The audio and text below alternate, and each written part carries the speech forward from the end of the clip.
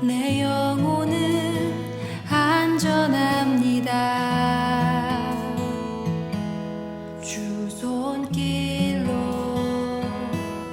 내 삶을 안으시니 그 평강이 나를 덮습니다. 내 아버지. 아멘. 부활절 아침에 사랑하는 우리 모든 교우들에게 부활의 산 소망을 가지시기를 주의 이름으로 축복합니다. 한번 따라하겠습니다. 예수님 안에서 예수님처럼 살자. 한 번 더 하겠습니다. 예수님 안에서 예수님처럼 부활의 삶을 살자. 오늘 부활절을 맞이해서 예수님처럼 우리도 부활의 삶을 살자 하는 제목의 말씀을 드리겠습니다. 우리 기독교의 부활절은 참 중요합니다. 왜냐하면 우리 기독교의 절기가 많죠. 우리가 부활절, 그 다음에 또 우리 맞이하게 될 맥주감사절, 추수감사절, 그 다음에 성탄절, 뭐 또 우리가 절기라고 해서 교회에서 특별히 또 우리가 지키지는 않지만, 예를 들어서 오순절, 이제 부활절이 지나고 나면 기쁨의 50일을 지키는 그런 그 기쁨의 행진이 50일 동안 지키게 되어집니다. 그래서 우리가 그것을 오순절이라고 얘기합니다. 교회에서 성령 강림절도 있고요. 교회에서 우리가 교회 혈액에 따라서 많은 절기가 있는데, 그러나 우리 교회에서 대표적으로 절기다 그러면 부활절, 추수감사절, 성탄절, 이제 우리가 이렇게 세 절기를 지키고 있고, 또 예를 들어서 우리 이 학교 같은 경우에도 다른 때는 학교에서 기독교 행사를 안 하지만 절기 때는 꼭 절기 행사를 합니다. 이제 내일 부활절이 되면 이제 그 영상으로, 그러니까 지금 코로나 때문에 학생들 강당에 모일 수 없기 때문에 각 교실에 앉아서 방송실에서 영상으로 부활절 메시지를 보내고 아이들에게 부활절 기념 빵을 주고, 이렇게 부활절 기념 행사를 학교에서 합니다. 그게 절기 행사이기 때문에 그렇게 하고요. 또 추수감사절이 되면 또 추수감사절도 이제 학교에서 하고, 그리고 성탄절이 되면 성탄절 행사도 하고 그렇게 하는데, 학교에는 대표적으로 이제 세 절기만 기독교 행사로 지금 영남학교에서 그나마 이제 기독교 명맥을 그렇게 이어가고 있습니다. 이게 가장 대표적인 절기 때문에 그렇습니다. 그런데 여러분, 어떤 절기보다도 우리가 영적인 의미로 부활절이 가장 귀한 절기다, 그런 얘기를 제가 말씀을 드리는 겁니다. 부활절이 성탄절보다도 더 의미가 있고, 추수감사절은 물론이고, 왜 부활절이 우리 기독교에 있어서 가장 중요한 절기냐 하는 것은 뭐 우리가 두말하지 않아도 다시 설명을 드리지 않더라도 이 부활절은 그만큼 중요한 것입니다. 그래서 이 부활절 절기는 언제부터 지켜왔느냐? 우리 초기 기독교, 그러니까 약 2000년의 역사가 흐르는 동안에 이 부활절의 절기의 이 기념 행사는 늘 지켜왔습니다. 그래서 약 2000년 전부터 오늘까지 우리가 하나의 예수께서 죽음 가운데서 다시 살아나셨다, 부활하셨다라고 하는 것을 우리가 교부 시대부터 쭉 2000년 동안에 이렇게 그 우리 신앙 고백으로 부활절을 우리가 고백해 오고 있었던 것입니다. 여러분, 부활절이라고 할 때에 이 부활절의 중심은 죽으셨다가 3일 만에 살아난 예수 그리스도입니다. 그러니까 죽은 지 3일 만에 다시 살아난 기적의 사건, 이것이 이제 우리가 부활인데, 그래서 이 부활은요, 우리가 참 이게 우리가 알고 보면 이게 엄청난 이야기입니다. 이게 신화인가? 꾸며낸 이야기인가? 한 나라를 세우기 위해서 그 나라를 세웠다라고 하는 그 신화 이야기가 도입이 되잖아요. 부활절은 우리 기독교가 생성되기 위하여서 신화 같은 이야기인가 할 정도로 그렇게 부활절을 이야기하지만, 그러나 부활은 여러분 신화의 이야기도 아니고 엄연한 사실적 이야기입니다. 굉장히 중요한 이야기죠. 예. 우리 인류에 이와 같은 중요한 그런 사건이 있었던 적이 없었습니다. 2000년이 지난 오늘날 여러분 우리 인류의 발달사를 한번 보십시오. 과학이라고 하는 사실 근거를 하나만 보더라도 오늘날 우리가 21세기를 살아가고 있는 특히 2021년 이 해를 살아가고 있는 우리들에게 과학의 발전의 속도라고 하는 것은 이거는 어마어마한 것입니다. 하루가 다르게 과학의 속도가 굉장한 속도로 발전되고 있습니다. 여러분 우리가 체감을 하든 하지 않든 간에 이제 우리가 타고 다니는 자동차 이제 내연 종류의 자동차는 글쎄 향후 10년 안팎에 되면은 다 전기 자동차로 교체가 될 가능성이 굉장히 높은 거 아니겠습니까? 자율주행 차량. 앞으로는 내가 어떻게 운전을 해야 돼 신경을 쓰지 않아도 AI라고 하는 이 자율주행 차량이 등장을 해 가지고 내가 어디 가겠다라고 하는 목적지만 지정만 해 놓으면은 여러분 내가 그렇게 신경 쓰면서 운전하지 않아도 내가 타고 있는 자율주행 차량이 알아서 나를 목적지까지 데려다주는 그런 여러분 전기 자동차와 그다음에 자율 차량이 앞으로 속속 나오게 될 것이라는 거예요. 지금 그런 차량들이 계속 연구가 되고 있는데 연구되는 속도가 하루가 빠르게 많이 발전되고 있다라고 합니다. 얼마나 이게 우리 과학의 종합적인 그런 그 발전이라 하지 않을 수 없습니다. 여러분 우주선을 하나 발사하는 데에 모든 과학이 다 동원이 되어지잖아요.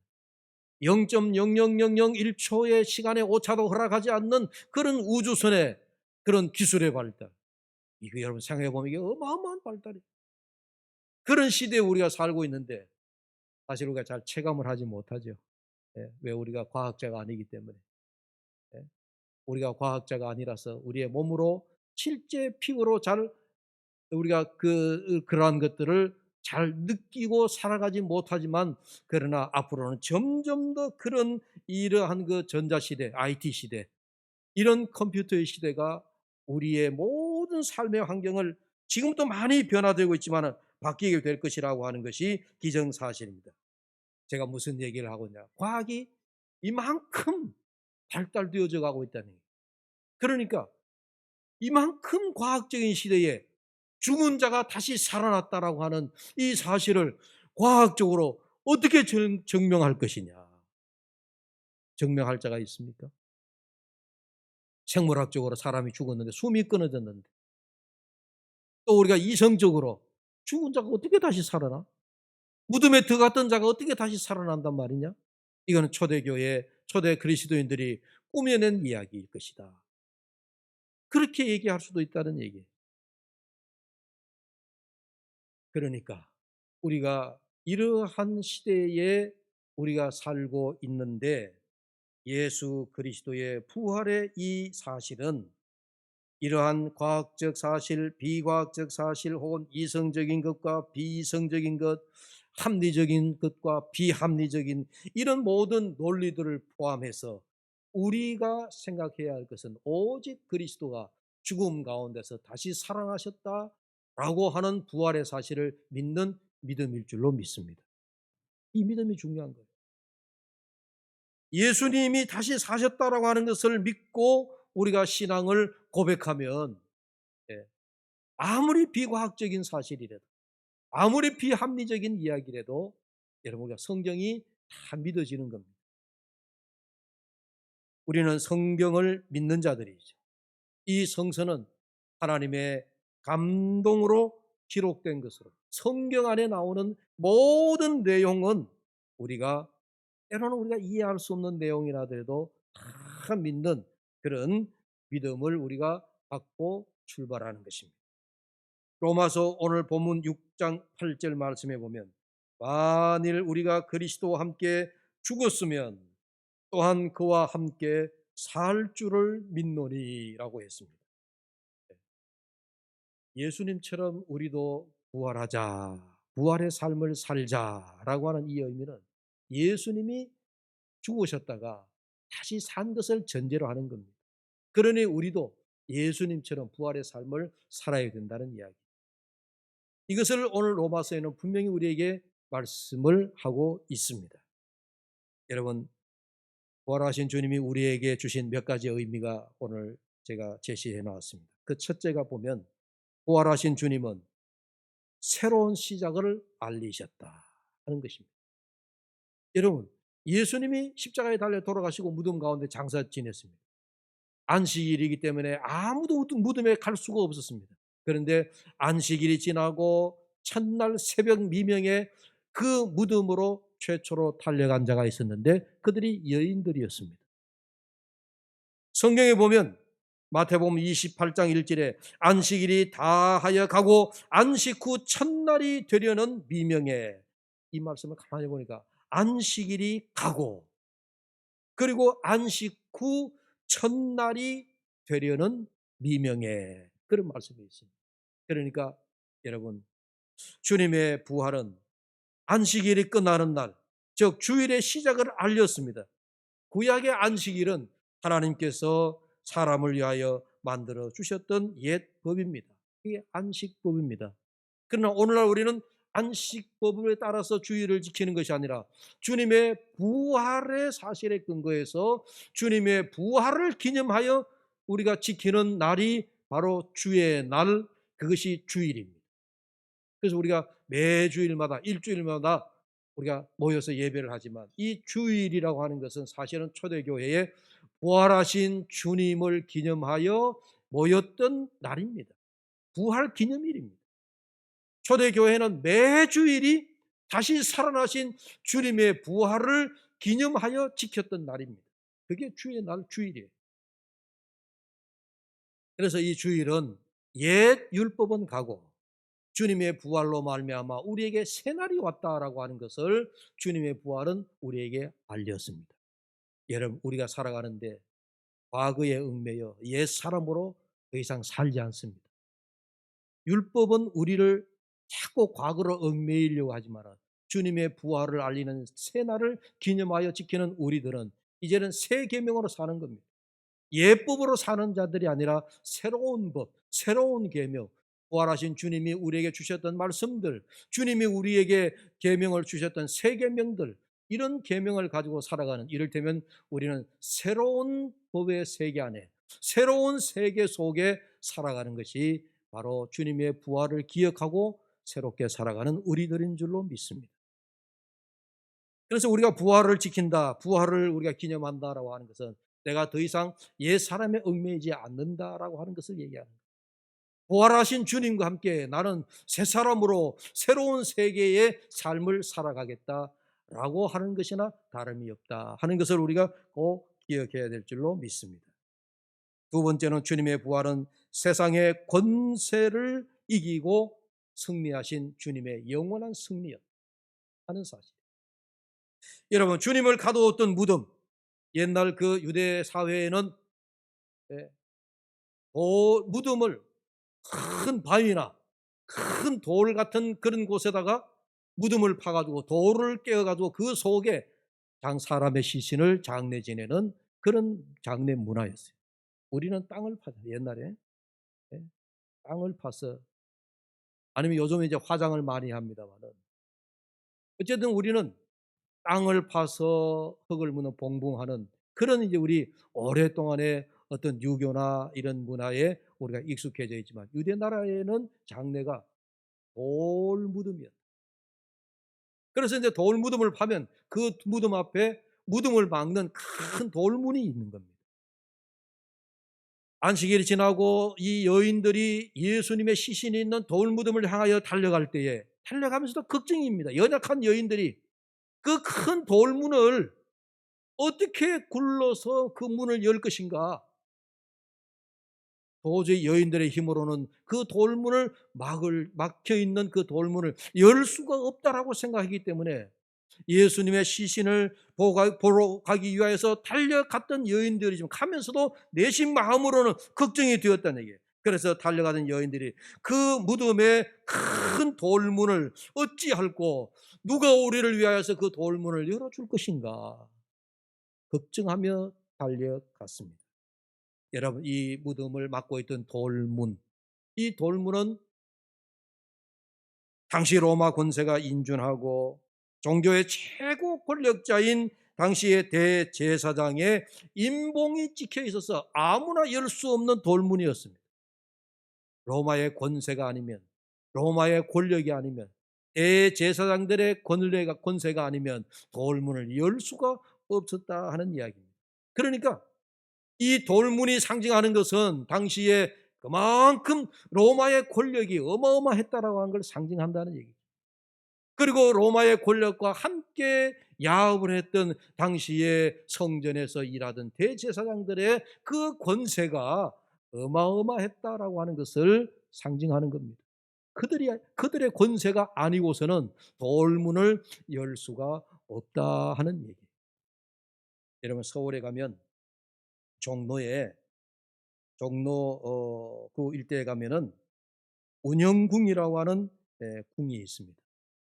운현궁이라고 그러니까 이 운현궁이 임금이 살던 곳이었느냐, 뭐 여러분 다 역사적인 어떤 그 사료가 깊으시니까 아시죠. 임금이 있는 곳을 궁이라고 얘기합니다. 그런데 운현궁은 임금이 있는 곳이 아닌데도 궁자가 붙었어요. 그 운현궁이 옛날 흥선 대원군의 사저입니다.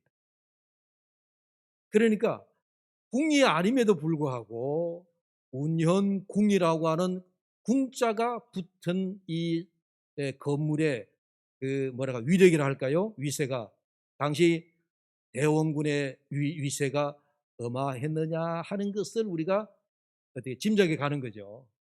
날아가는 새도 떨어뜨릴 수 있다라고 하는 그러한 세도가, 예? 그 당시에 대원군의 그 어마어마한 권세를 가졌던 그 위력이 어마어마했다라고 하는 것을 알 수가 있는 거예요. 그래서 고종이 혼례식 올릴 때도 궁에서 혼례식을 올린 것이 아니라 문헌을 보면 이 운현궁에서, 왜 그가 어릴 때 자랐던 잠적, 그러니까 임금이 되기 전에 자기가 자라났던 그런 그 처소라 해서 잠저라고 부르는데 그곳에서 혼례식을 올린 거예요. 그래서 그 이름을, 그 사절을 여러분 궁이 아니지만 대원군의 개인적인, 요즘 말하면 저택이지만은 그 저택의 이름을 궁자를 밑에 넣어가지고 운현궁이다 그렇게 부른 거예요. 그러니까 제 이야기는 그 당시에 대원군의 세력이, 그 대원군의 위세가 굉장했다라고 하는 거예요. 그 위세가 얼마나 강했는지. 날아가는 새도 떨어뜨린다. 오늘 예수님의 시신을 가두고 있던 그 돌무덤, 그 돌무덤 앞에 가로막고 있던 이 돌문은 그만큼 로마의 권력을 상징했던 거예요. 대제사장들의 권세가 그만큼 컸다라고 하는 것을 얘기하고 있는 겁니다. 그 문을 누가 열어줄 것이냐.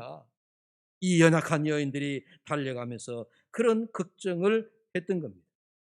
그러나 하나님은 그 돌문을 열었습니다. 돌문을 열어 제쳤다라고 하는 것은 로마와 유대의 권세가 주님의 부활 앞에 완전히 무릎을 꿇었다 하는 이야기입니다. 주님의 부활은 세상 권세를 꺾고 주님의 부활은 하늘의 영원한 승리였음을 우리에게 보여주는 겁니다.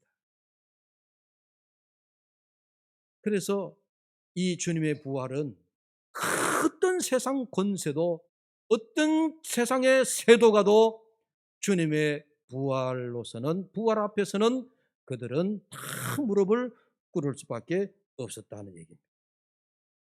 세 번째로 주님의 부활은 사망 권세에 대한 영원한 승리입니다. 방금 말씀드린 대로 주님의 부활은 세상 권세에 대한 승리라고 할 때는 이건 우리가 보면 좀 세상적인 권세예요. 우리 육의 권세입니다. 그러나 주님의 사망 권세에 대한 승리는 영원한 영적인 승리인 것입니다. 사망을 이기신 주님, 주님이 영적으로 승리하여 나아가신 일입니다. 부활은 바로 우리가 상상할 수 없는 어떤 다른 생명의 차원의 문제입니다. 보통 여러분들이 우리 교회에서 부활에 대한 교리를 가르치지 않아서 부활 교리에 대한 오해가 많이 있긴 한데요. 또 우리 목사들 사이에서도 또 신학생들 사이에서도 부활에 대한 이야기를 하다 보면 논쟁이 굉장히 깊어집니다. 왜냐하면은 이 부활에 대하여서 우리 교회에서 교리적으로나 잘 정리를 해두지 않기 때문에 그렇습니다. 아마 일반 교우들도 우리가 죽으면 우리가 우리의 이 모습으로 우리가 나중에 부활할 것이다. 이 모습으로 우리가 하나님 나라에 갈 것이다. 그렇게 생각합니다. 그러나 여러분 그렇지 않습니다. 육은 흙으로 돌아갑니다. 우리가 그저께 교회에서 장례 지냈지만 하나님이 우리의 육신은 흙으로 만드셨기 때문에 우리의 영이 떠나면 우리의 육신은 다시 자연으로 흙으로 돌아갑니다. 그러나 하나님의 형상, 하나님의 이미지 되고라고 하는 하나님의 형상을 닮은 우리의 영은 하나님 앞으로 가는 거예요. 그리고 우리가 부활할 때 주님이 재림하여 다시 올 때 호련히 이 땅에 그동안 잠든 자들의 모든 자들이 다시 살아나고 부활할 것인데, 그때 부활할 때 지금과 같은 우리의 육신의 모습으로 부활한다고 생각해 보세요. 그때 여전히 우리가 배가 고프고 여전히 목마르고 이런 육의 모습으로 부활한다면 지금의 이런 고통을, 질병이나 아픔이나 슬픔이나 이런 것들을 그대로 안고 부활한다면 여러분 그런 부활은 우리가 별로 원치 않죠. 그래서 우리가 부활할 때 이런 모습으로 부활하지 않는다. 전혀 새로운 모습으로 부활을 하게 되는 것입니다. 신령한 영으로, 성경에는 신령한 몸으로, 우리가 목마른다든지 배가 고프다든지 또 우리가 갈증을 느끼다든지 그러한 상태가 아니라 이 우리가 장차 부활하게 될 것은 온전한 생명으로의 새로운 변화를 말씀하는 거예요. 마태복음 28장 6절에 그가 말씀하신 대로 살아나셨느니라. 죽음은 사탄의 최후의 무기입니다. 여러분 우리 인류가 지금까지 극복하지 못한 것 가운데 하나가 아무리 과학이 발달해도, 아무리 최첨단의 시대를 산다 하더라도 우리 인류가 극복하지 못한 유일한 한 가지가 있다면 그거는 죽음이라고 하는 겁니다. 죽음은 아무도 극복하지 못해, 이기지를 못했습니다. 이 땅에 온 사람들은 반드시 한번 죽음이라고 하는 이 과정을 통과해야 되는 겁니다. 그래서 모든 인류가 이 죽음 앞에 사람은 두려워 떨게 되어 있습니다. 부자도 죽음 앞에는 두려워 떱니다. 건강한 자도 죽음 앞에는 두려워 떱니다. 가난한 자나 병약한 자나 권세 있는 자나 어떠한 자도 우리가 죽음에 직면했을 때 그 죽음의 두려움 앞에서 모두가 떨게 되어져 있습니다. 그래서 성경 히브리서에는 이런 말씀을 합니다. 히브리 2장 15절 말씀에 보면 또 죽기를 무서워함으로 한평생 매여 종도로 타는 모든 자들이라, 이렇게 말씀합니다. 죽음을 두려워하여 한평생 그 죽음에 매여 죽음의 종로로 타는 우리 인생들이라고 그렇게 말합니다. 그러니까 우리 인류가 참 죽음 앞에 죽음을 극복하지 못하여 우리가 지금까지 그렇게 살아가고 있는 것입니다. 그런데 사도 바울의 말씀을 들어보십시오. 사도 바울이 이렇게 말합니다. 고린도전서 15장 55절에 사망아 너의 이기는 것이 어디 있느냐, 사망아 너의 쏘는 것이 어디 있느냐. 주님의 부활을 두고 주님께서 사망을 이기셨다는 거예요. 죽음을 이기셨다는 거예요. 우리 인류의 영원한 극복하지 못했던 죽음이라고 하는 문제에 주님께서 부활하심으로 말미암아 사망아 너의 이김이 어디 있느냐, 주님의 부활의 승리를 사도 바울은 그렇게 노래했던 겁니다. 여러분들이 들어봄직한 작가 그 괴테의 파우스트라고 하는 유명한 이것 작품이 있죠. 저는 이 파우스트라는 작품을 보면서 이런 대사를 제가 발견했습니다. 저 멀리 교회당 창문을 뚫고 들려오는 소리가 있다. 부활절 아침에 알리는 종소리와 함께 천사들의 합장 소리가 울려 퍼진다. 그리스도께서 부활하셨네. 인간들아 기뻐하라. 살며시 잠입하여 남을 파괴시키려는 타고난 욕구에 사로잡힌 이 인간들아 그리스도께서 부활하신, 이런 노래 가사입니다. 파우스트가 저 소리를 들어 귀를 기울여 보니까 저 자기 눈에 보이는 저 멀리 있는 예배당에서 창문 너머에서 성가대에서 합창을 부르는 부활의 합창 소리가 이 파우스트의 귀에 들려온 거예요. 그리스도께서 부활하셨네, 그리스도께서 부활하셨네. 그 찬송의 합창의 소리를 듣는 파우스트가 그의 손에 뭐가 들려져 있었느냐? 자살하려고 손에 독약을 탄 독배를 들고 있었어요. 그걸 마시려고 하는 순간에 창문 너머, 예배당 창문 너머서 들려오는 부활의 합창 소리를 듣고 자기가 들고 있던 그 독배의 잔을 던져서 깨트려 버린 거예요. 죽음을 극복한 게, 자살을 이긴 거예요. 여러분, 주님의 다시 살아나심, 주님의 부활하심은 그렇습니다. 독배를 마시고 자살하려고 하는 그 순간도 이겨내고, 근본적으로 우리가 인류가 죽음이라고 하는 극복할 수 없는 그런 문제 앞에 주님의 부활은 우리에게 사망을 이기고 승리했다라고 하는 영적인 승리가를 우리에게 주신 줄로 믿습니다. 부활이라고 하는 이 단어가 우리에게 주는 이미지가 뭡니까? 부활이라고 하는 이 단어 이미지는 우리에게 가장 긍정적인 아이콘입니다. 여러분, 우리가 긍정적인 단어가 많이 있습니다. 사랑이라고 하는 단어, 소망이라고 하는 단어, 희망이라고 하는 단어, 새로움이라고 하는 단어. 우리가 모두가 머릿속에 여러분들이 생각하고 있는 부정적인 단어 말고 죽음이라든지 절망이라든지 시기라든지 질투라든지 이런 부정적인 단어를 생각하지 말고 긍정적인 단어를 생각하고 한 가지만 떠올리라고 할 때 여러분들이 생각하고 떠올릴 수 있는 긍정적인 단어가 얼마나 많습니까? 제가 방금 말씀대로 대표적인 것 사랑이라고 하는 것 얼마나 긍정적인 그런 아이콘입니까? 희망이라고 하는 것, 소망이라고 하는 것 얼마나 우리에게 긍정적인 그런 메시지를 주는 겁니까? 그런데 여러분, 이 모든 긍정적인 그런 단어보다도 그 위에 존재하는 단어가 부활이라고 하는 단어인 줄로 믿습니다. 우리 인류에게 부활이라고 하는 이 단어보다도, 부활이라고 하는 이 아이콘보다도 우리 인류에게 더 큰 희망을 준 단어가 어디 있느냐라고 하는 겁니다. 왜? 죽음을 이겼기 때문에, 사망을 이겼기 때문에. 죽음을 이기고 승리하면서 인류에게 가져다 준 가장 큰 선물이 주님의 부활이기 때문에 우리 인류가 가장 소망스러운 단어, 가장 긍정적인 단어가 부활이라고 하는 이 사실이라 하는 말씀입니다. 사랑하는 여러분, 예수님이 죽은 자 가운데서 다시 살아나셨다. 이 말씀은 부활의 신앙으로 사는 자는 이제는 더 이상 죽은 자와 같은 모습으로 살아서는 안 된다라고 하는 겁니다.